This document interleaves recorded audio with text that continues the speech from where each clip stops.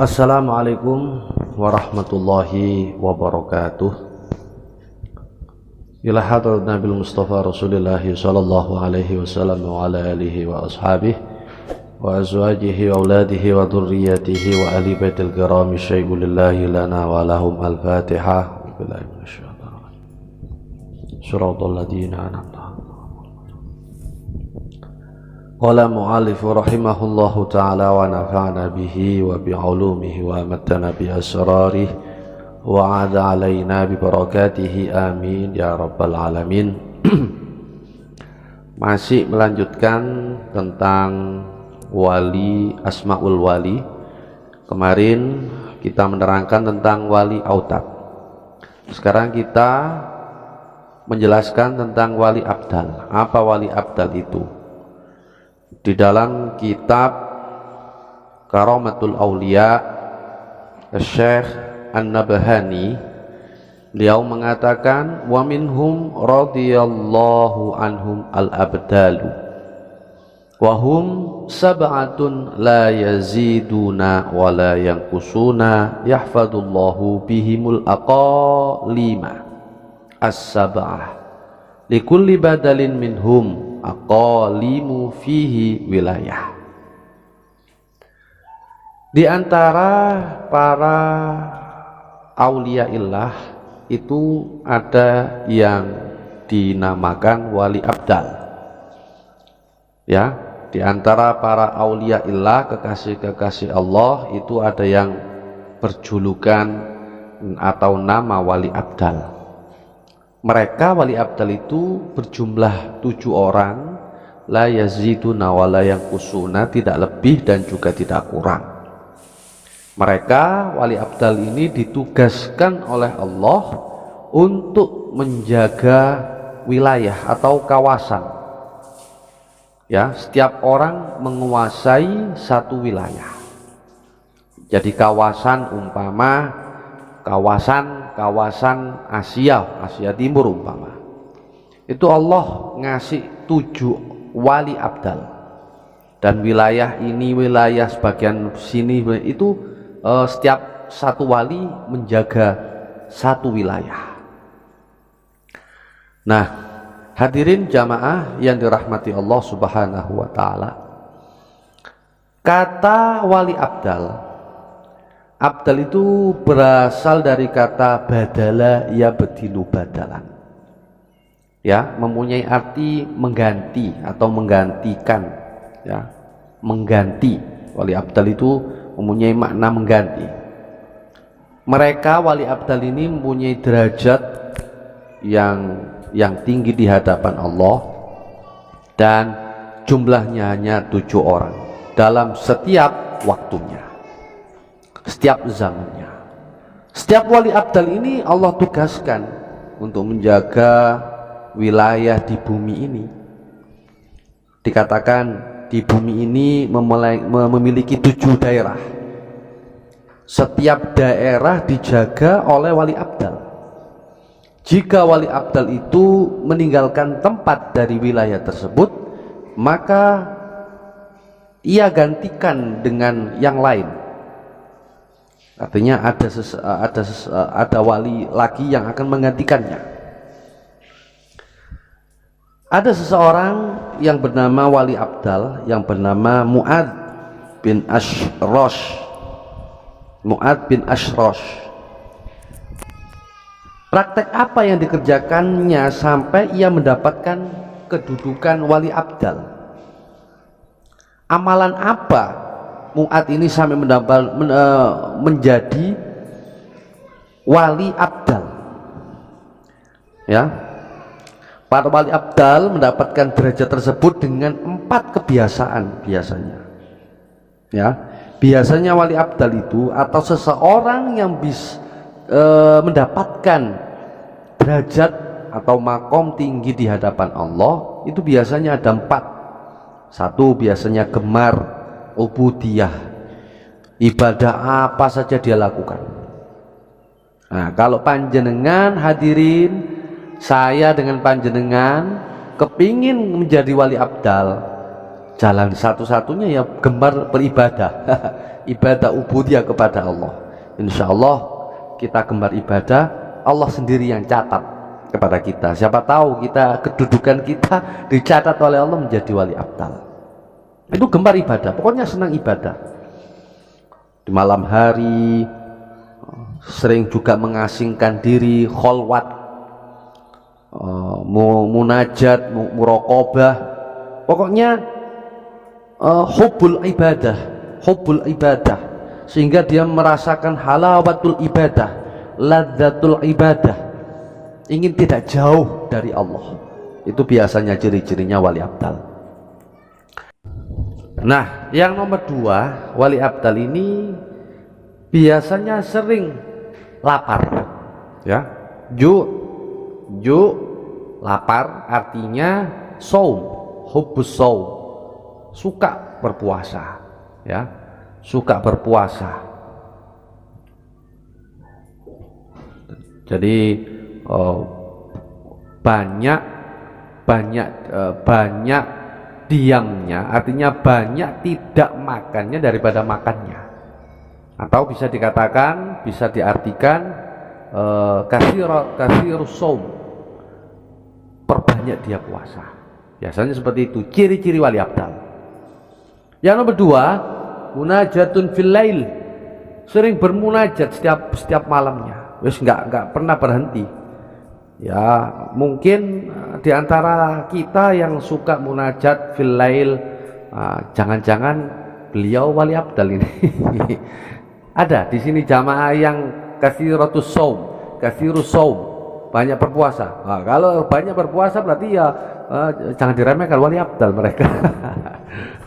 Hubbul ibadah, katsirus shaum, munajatun fil lail, dan yang terakhir adalah khalwatun li'ubudiyatillah, mengasingkan diri, ya, mengasingkan diri, khalwat ilallah, ya, khalwat ilallah. Nah, itu kalau enggak orang-orang yang apa istilahnya, orang yang benar-benar yang himmahnya tinggi, orang-orang yang benar hubbullah, sangat sulit kita. Nah, kita khalwat ya kesulitan. Tetapi kalau zaman dulu khalwatnya mereka para auliyaillah memang mencari yang sepi, mencari tempat yang pegunungan.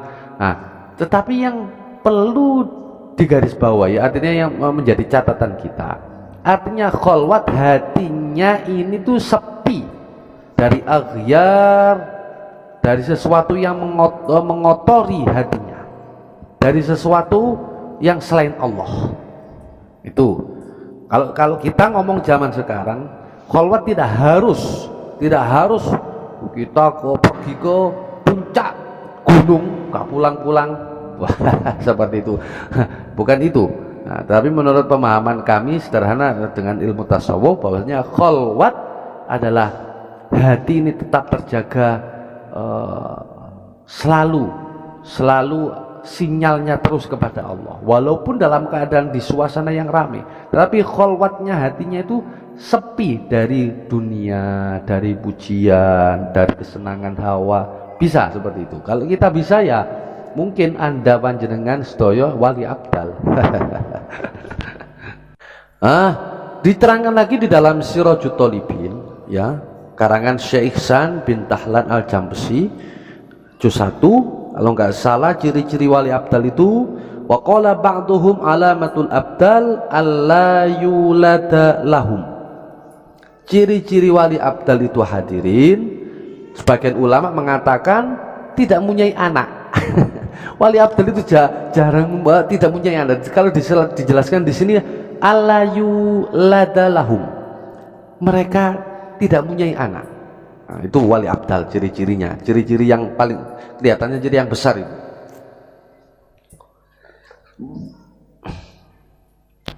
Hadirin para jamaah yang dirahmati Allah, kalau menurut Imam Ahmad di dalam kitab Ibid, wa qala Ahmad illam yakunu ashabal hadis famanhum, Imam Ahmad mengatakan wali-wali abdal itu siapa lagi? kalau bukan ahli hadis. Berarti di sini juga menyangkut di ciri-ciri wali abdal. Biasanya apal ribuan hadis, ratusan ribu hadis. Nah ini bisa kita raih. Ini bisa kita apa? Kita ambil, kita cari, kita raih derajat-derajat wali abdal ini. Lah kalau kita berusaha untuk motivasi diri kita, hadirin, kita hubul ibadah ya, kalau niatnya ya di lillahi ta'ala, jangan niat jadi wali, niatnya lillahi ta'ala. Ini hanya motivasi untuk diri kita masing-masing.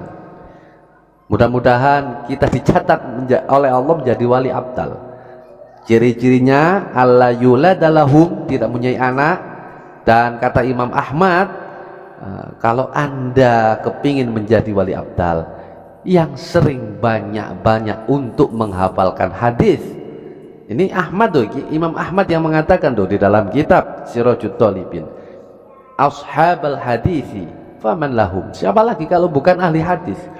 Maka itu kalau ada seseorang yang hafal ribuan hadis ini, jangan-jangan mereka ini wali abdal. Ya, jangan-jangan mereka ini adalah wali abdal. Oke. Kemudian kalau menurut Abu Darda di dalam kitab Ibid, beliau mengatakan al-abdalu khalafun minal anbiya hum autadul ardi falamma inqadat an-nubuwatu abdalallahu makanahum qauman min ummati Muhammadin sallallahu alaihi wasallam lam yafdulu an-nasa bikathrati saumin wala salatin wala hasabi hilyatin walakin bisidqil wara' wa husnin niyyah wa salamati sadri li jami'il muslimina wan nasihati lahum ibtigha'a mardatillahi bisabrin min ghairi tajabbunin wa tawadu'i fi ghairi mazillatin. Hadirin para jamaah yang dirahmati Allah, wali abdal itu menurut Imam Abu Darda bahwa wali abdal itu adalah para pengganti nabi. Wali abdal mereka ini bisa dikatakan tiang-tiangnya bumi, cagak-cagai bumi, ya, tiang-tiangnya bumi, pondasi bumi. Bisa dikatakan seperti itu. Ketika derajat kenabian itu dicabut oleh Allah, maka Allah menggantikan dengan segolongan dari umat Nabi Muhammad.